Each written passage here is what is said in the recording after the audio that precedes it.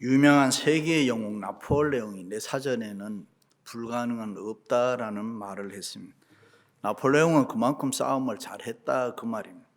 언제나 전쟁에서 승리했습니다. 그러던 그가 어느 날 워터루 전쟁에서 패했습니다. 영국군에 항복하고 세인트 헬레나 섬으로 유배를 가면서 유명한 말을 했습니다. 오 갈릴리 사람 예수 그리스도여, 그대가 이겼습니다. 나는 무력으로 세계를 정복하려고 했지만 이렇게 비참하게 지고 말았습니다. 그러나 당신은 십자가로 세계를 점령한 예수 그리스도, 그대가 이겼습니다.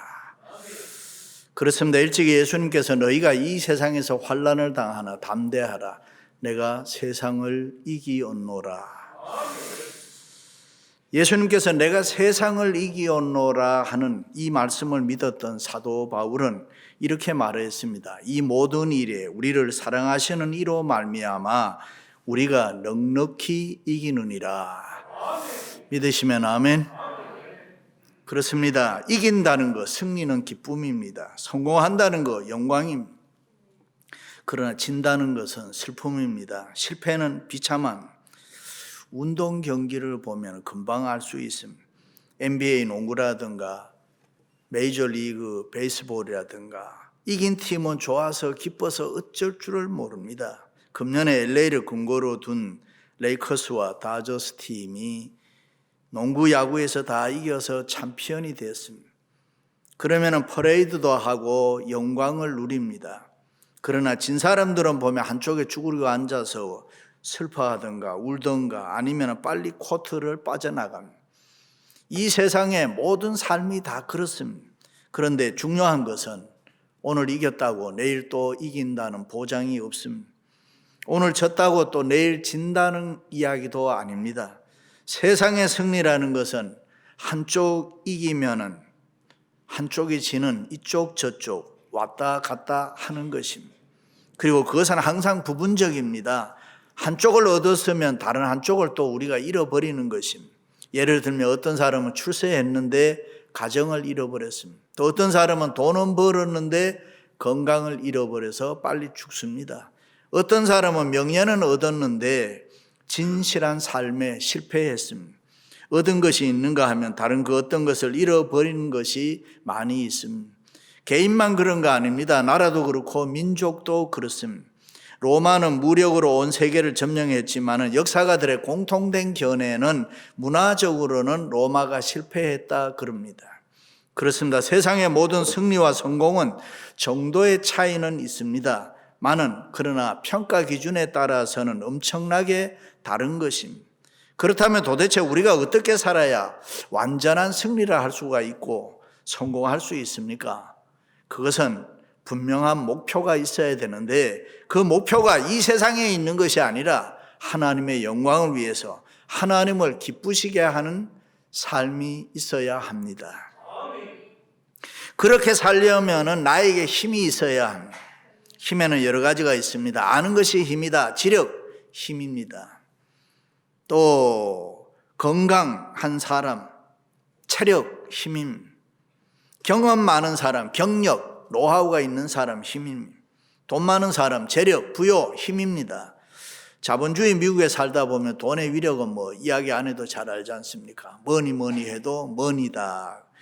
그 밖에도 마음에 힘이 있습니다. 다윗은 하나님을 의지할 때 심력, 이 담력, 마음의 힘을 얻었다 했습니다.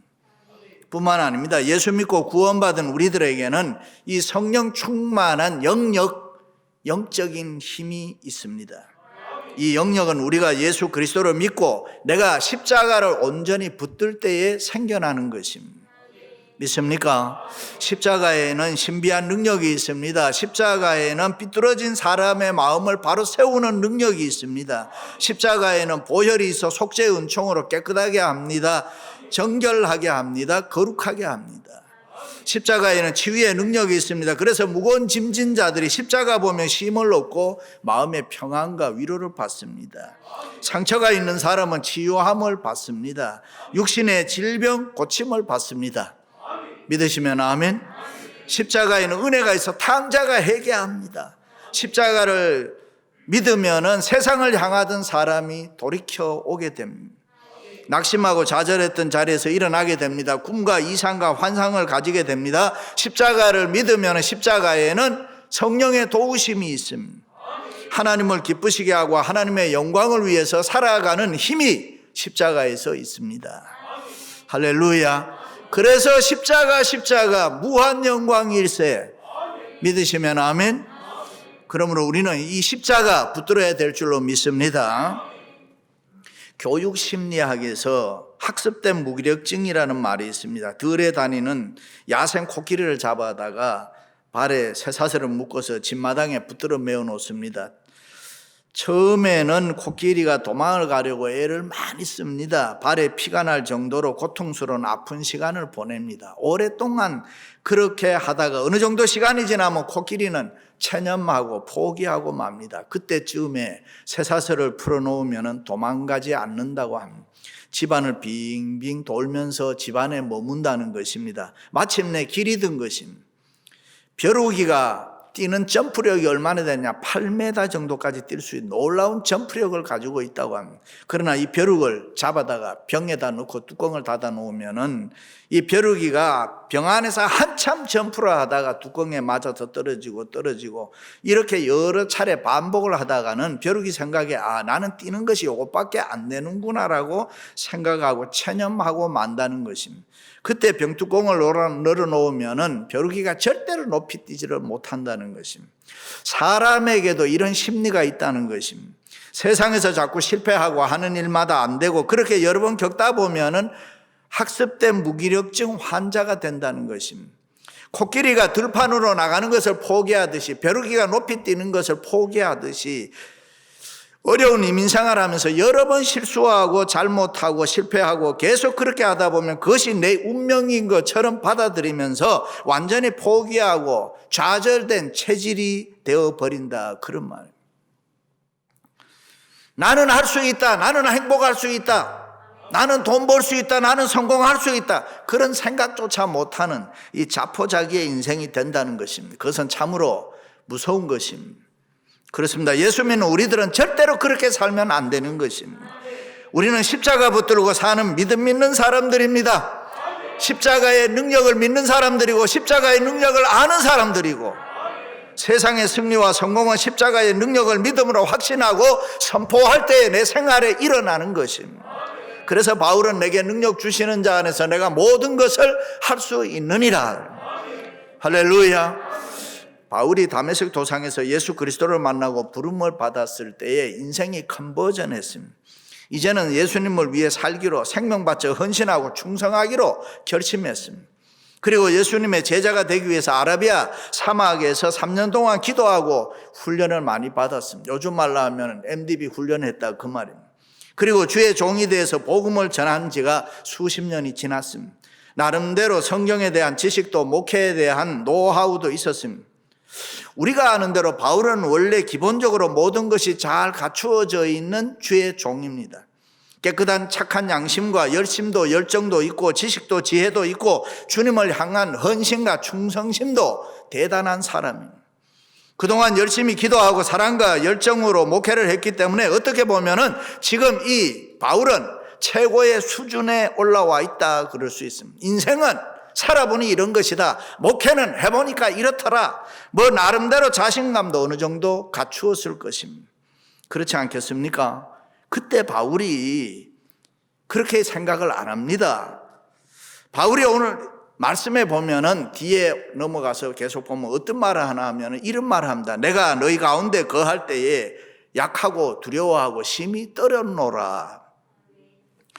목회 전성기에 있는 최고의 목회자가 또 이건 무슨 이야기입니까? 다시 말해서 지금 바울은 행여라도 자기가 목회 좀 할 줄 아니까 자기가 가지고 있는 지식이든지 지혜든지 그 어떤 노하우가 있다고 하더라도 그것을 의지할까 봐, 그것을 믿고 그것을 가지고 살까 봐 스스로 떨며 두려워했다. 약했다 그 말. 행여라도 하나님 섬기는데 예수님의 십자가 붙잡지 아니하고 인간적인 요령, 세상적인 테크닉, 개인의 어떤 자기의 경험으로 목회하고 있지 않나 스스로 약해지고 두려워하고 떨었다. 처음 부름 받았을 때는 내가 이제는 주님만 바라보며 십자가만 붙들고 산다고 결심했는데 어느 날 보니까 아직도 인간적인 것, 세상적인 것이 내게 있구나. 내가 십자가 밑에 다 죽은 줄 알았는데 아직도 죽지 않고 살아서 꿈틀거리는 내가 있었습니다. 그것을 보고 바울은 두렵고 떨었다, 그런 말. 이제는 주님 한 분만으로 만족하며 이 세상 것 다 버리고 내가 세상을 포기한 줄 알았는데 언제부턴가 아직도 내 마음에 세상에 대한 욕심과 미련이 남아있는 것을 발견했을 때에 바울은 두려워하고 떨었다. 사람은 누구나 무엇이든지 처음 하려면 망설이고 조심합니다. 그러나 조금 하다 보면 요령이 생기고 이렇게 저렇게 하면 되는구나, 자신감도 생기고 배짱이 생깁니다. 모를 때는 떨지만은 알고 나면은 떨지 않습니다. 저도 얘기한 대로 이 처음에 이 강단에 서면은 많은 준비를 해도 두렵고 떨었습니다. 십자가 성령님 하나님 날 도와주십시오, 예수님 도와달라고 기도하면서도 벌벌벌 떨면서 했습니다. 그런데 지금 제가 떠나요? 안 떨어요. 시간이 지나면서 그런 마음이 싹 없어지고 세련되고 노련해지는 거예요. 그렇다면은 여러분, 이게 잘하는 거냐? 이제는 해도 너무 잘해, 하나님 없이도 할 것 같아. 그만큼 세상적이고 인간적이 됐다, 그 말입니다. 십자가가 필요 없다, 성령의 기름 부음이 없다, 그렇다면 하나님 앞에 위기고 타락이라. 지금 바울이 이런 마음 때문에 약하고 두렵고 떨었다. 그렇습니다. 우리는 언제나 하나님 의지하고 십자가 겸손히 붙들어야 할 줄로 믿습니다. 십자가 놓칠까봐, 십자가 잊어버릴까봐 하나님 앞에 두려움과 떨림이 있어야 한다. 사업 처음 하는 분들은 돈 벌어야 하는데 하는 두렵고 떨림이 있습니다. 그래서 새벽 기도도 나오고 하나님을 찾고 도와달라고 기도합니다. 그런데 사업이 잘 되고 돈을 좀 벌면 떠나요? 두렵지 않습니다. 떨지도 않습니다. 하나님도 찾지 않습니다. 그건 잘하는 것이 아니라 타락이라, 그 말입니다. 술, 담배 끊은 지가 예수 믿고 20년이 지났는데 아직도 그 냄새 그리워하는 사람 있잖아요. 다 끊어버리는 줄 알았는데 이제는 나와 상관이 없는 건 줄로 알았는데 아직도 내 안에 미련이 남아있는 것입니다. 그것 때문에 바울은 지금 두렵고 떨림이 있다. 그러므로 우리는 이 세상을 거부하고 예수 그리스도의 십자가를 단단히 붙잡아야 할 줄로 믿습니다. 바울은 원래 철학을 공부한 사람입니다. 헬라의 수도 아테네는 철학의 본산지고 소크라테스, 유명한 플라톤 이런 사람들이 배출된 곳이잖아요. 수천 년 동안의 철학가들이 내려오면서 열띤 토론을 벌이는 곳이 아테네라는 곳입니다. 한 사람이 무엇인가 주제를 가지고 나가서 연설을 하면은 떠들면은 또 듣고 있던 사람이 그 다음에 또 나가서 또 얘기하고 또 나가서 또 얘기하고 이런 곳입니다. 그래서 거기가 유명한 철학가들이 나온 거죠. 그런데 어느 날 바울이 아테네를 갔는데 보니까 사람들 뒤에 빙 둘러서 있는데 자기도 뒤에 가서 보니까 옛날 솜씨가 그리웠다, 나오기 싶음. 너희들만 배웠나? 나도 철학을 배웠다. 그리고 신학도 공부했다. 차례를 기다렸다가 물 만난 고기처럼 나가서 막 떠드는 거예요. 자기도 하는 거예요. 근데 우리가 이 추리해 보면은 바울이 철학적인 얘기만 했냐? 아니에요. 하나님의 말씀도 증거했어요. 그런데 중요한 건 아무도 그 바울의 얘기에 관심을 귀를 기울여주는 사람이 없었다. 바울이 너무 놀랐습니다. 아테네는 바울을 반대하거나 핍박하거나 환란이 있었던 곳이 아닙니다. 그런데 그곳에 바울이 교회를 못 세웠습니다. 참으로 아이러니 아닙니까? 어떻게 보면 헬라의 아테네, 지성인들이 많이 살고 있는 그곳에 공부를 많이 한 바울 같은 목회자가 더 맞을 것 같은데 그게 아니었다. 설교를 해도 아주 고상하게 수준 있게 전하지 않았겠습니까? 쉽게 얘기하면은 지성인들에게 아는 척하면서 들을 게 많은 멋진 설교를 하지 않았겠냐. 그런데 실패했습니다. 제가 가끔 이야기합니다만은 전도할 때도 절대로 아는 척하면 안 돼. 잘난 척하면 안 되는 거예요. 열심히 일하는 돈 버는 가게 들어가서 인생이 뭐냐, 돈이 다냐, 돈 벌어 뭐하냐 이런 식으로 말하면 안 된다는 거예요. 그럼 어떻게 하라고? 인생이 돈 안 벌고 뭐 할 게 있나요? 그러면은 돈이 어쩌고 세상이 어쩌고 인생이 저쩌고 이래 얘기하면 전도 안 됩니다. 그러면은 너나 잘 믿어라, 너 잘났다 이러는. 바울은 잘나기라도 했는데 우리는 또 그런 수준도 아니잖아요. 많이 배우고 잘난 바울인데도 실패했는데요. 드디어 바울은 낙심하고 좌절감에 빠져서 이것은 아니구나 하고 고린도로 갑니다. 고린도에 가서 뭐 하러 가요? 천막 장사하고 텐트 메이킹 하면서 먹고 살아야지. 나는 하나님의 종으로는 부족하구나 그러면서 하루하루 힘없이 살아갑니다. 보통 그러잖아요. 자기가 무엇 하다가 그거 잘 안 되면 시리에 빠지잖아요. 그것도 자기가 잘한다고 생각했던 것을 최선을 다했는데 실패했다. 그러면 누구나 나는 이것밖에 안 되는구나, 이 수준밖에 안 되는구나, 실망이 돼서 죽고 싶구나. 바울의 심정이 지금 그렇습니다. 하나님이 부르실 때는 언제고 또 하나님이 하라고 할 때는 언제고, 하나님 이게 뭡니까? 그러던 어느 날 성령님께서 바울에게 나타나서 책망합니다. 왜 가만히 있느냐? 왜 너 잠잠히 하느냐? 왜 너의 하는 일을 안 하느냐? 이 성에는 구원받을 자가 많이 있으니 너는 나가서 담대히 복음 전해라. 예수님 말씀 전해라. 바울이 성령의 소리를 듣고 갈등하기 시작합니다. 하나님 해보니 안 됩디다. 실패에 대한 생각 때문에 고민합니다. 옛날 아테네에서 아마 복음 전할 때에 생각이 났을 겁니다. 잘난 척, 아는 척 하다가 전도 하나도 못했습니다. 그렇습니다. 바울은 인간적으로 보면 적어도 대단한 사람입니다. 보통 사람 아니잖아요. 세상과 인간에 대해서 겁먹고 두려워할 사람이 아닙니다. 바울은 세상에 도전이나 환난이나 핍박이 있으면 더 강해지는 사람입니다. 그런데 바울이 왜 약해서 두려워하고 떨고 있습니까?